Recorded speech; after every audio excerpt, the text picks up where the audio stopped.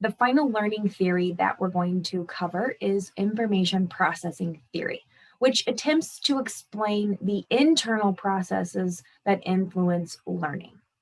Information processing theory likens the human mind to a computer.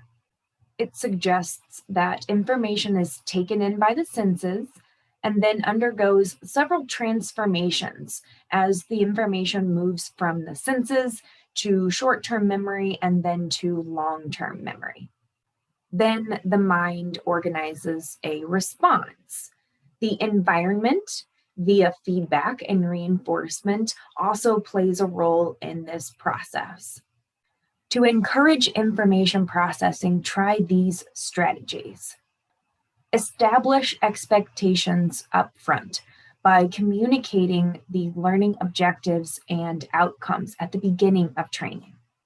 Help trainees commit training content to their memory with meaningful content. Make sure it has some relevance to their jobs. Use visuals like pictures, diagrams, maps to explain concepts. Demonstrate behaviors and procedures, and use verbal instructions to help people organize the information they're trying to learn. Together, all of these learning theories from part one and part two inform how we design and facilitate training programs.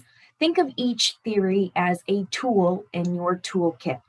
The more tools you have, the more prepared you are for any training situation.